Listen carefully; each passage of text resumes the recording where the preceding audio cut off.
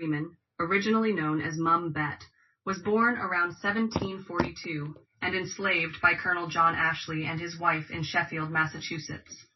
Despite being illiterate, Freeman possessed profound intelligence, self-awareness, and a powerful will.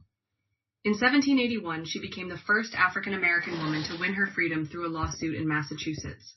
This landmark case challenged the very foundation of slavery in the state and was a key moment in the eventual abolition of slavery.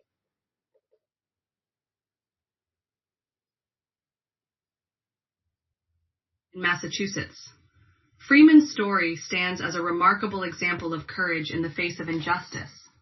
She understood the contradiction between America's calls for liberty and her own bondage, and chose to act. Her brave decision to pursue legal justice rather than escape not only changed her life, but laid the foundation for future challenges to racial inequality. Her legacy remains alive in today's discussions of freedom and civil rights. Slavery in revolutionary Massachusetts. Massachusetts during the Revolution was filled with contradiction, a state fighting for freedom while continuing to hold people in slavery.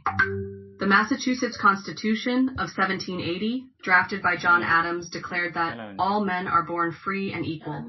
However, these words were not initially applied to enslaved people. Northern slavery, less economically rooted than in the South, was more susceptible to challenge. Groups like the Quakers took an early stand against slavery, forming the first anti-slavery society in Philadelphia in 1775. Enlightenment thinkers added fuel to this fire by asserting that natural rights belong to all human beings. Many African Americans, including Freeman, heard these words and believed they applied to them. The climate was ripe for legal action, and Freeman's decision to sue came at a moment when rhetoric about liberty and justice could be tested in court. Elizabeth Freeman's decision to pursue her freedom came from both inspiration and suffering.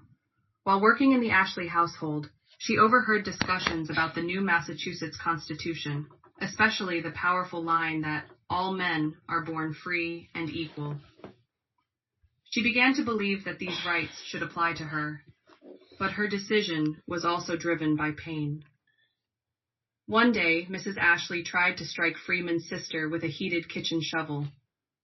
She intervened and received a severe burn on her arm that never healed properly.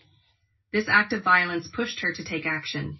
She left the Ashley household and sought help from Theodore Sedgwick, a prominent lawyer and abolitionist.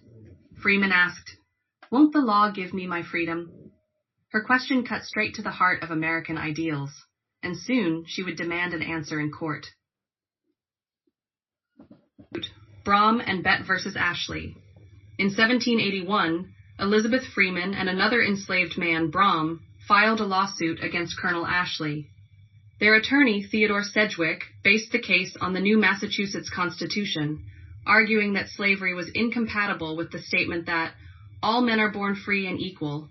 The case was brought before a jury in the Great Barrington Courthouse. The jury agreed with Freeman and awarded her freedom, along with a financial settlement to pay court costs and damages. Though the decision focused specifically on this case, it sent shockwaves through Massachusetts. It influenced other cases.